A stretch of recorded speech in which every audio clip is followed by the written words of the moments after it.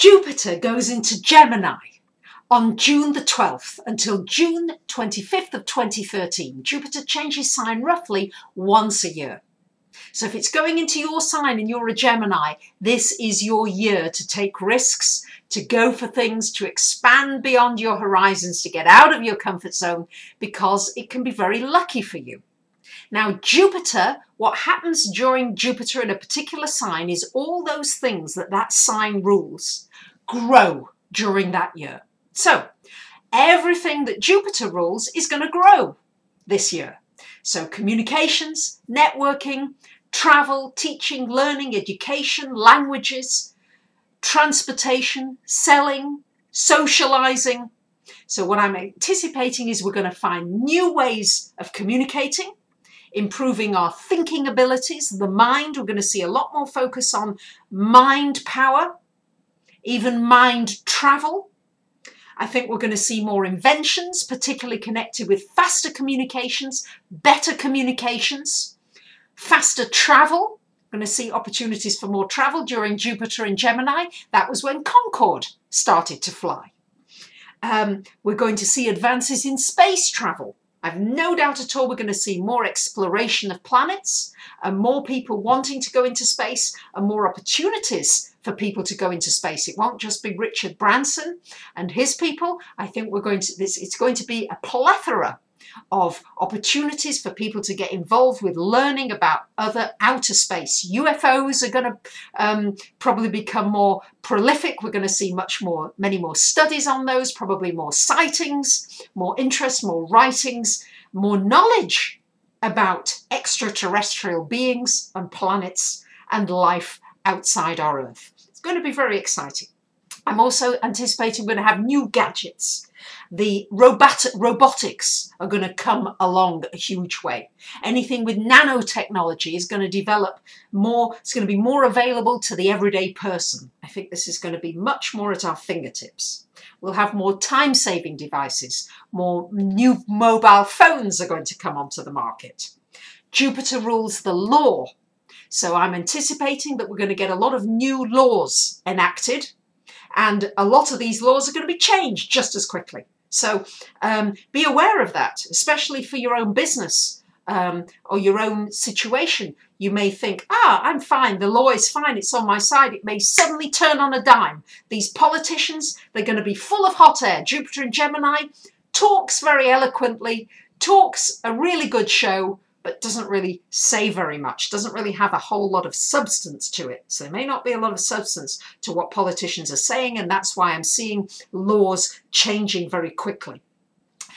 As well, Jupiter in Gemini would rule the hands. So I think we're going to see advances in manual skills for those of you that want to get involved with drawing, with massage, with carpentry, healing, handicrafts, with growing food, with self-sufficiency. Anything that involves the development of the hands and how we use our hands is going to be enhanced. As well, anything connected with the speech, how we talk. I think helping people who have difficulties with speaking, with dyslexia, with dyspraxia, I think we're going to have some breakthroughs in this area with Jupiter in Gemini. More opportunities as well for sharing it far and wide so more people can benefit internationally from breakthroughs and inventions. Jupiter in Gemini would rule more games. I think we're going to see more and more games. If there weren't enough games already, we're going to see a whole lot more new games. There'll be advances in humour, what we laugh at, how we laugh, understanding laughing more and humour. I think as well, because Gemini is always youthful. Gemini rules anything connected with youth and being eternally young. And I think we're going to have advances in anti-aging techniques, even maybe developing things towards physical immortality. How can we live much longer? How can we live better, healthier, lighter, easier? And I think we may have some new products and new vitamins and new drugs even that help us to do that.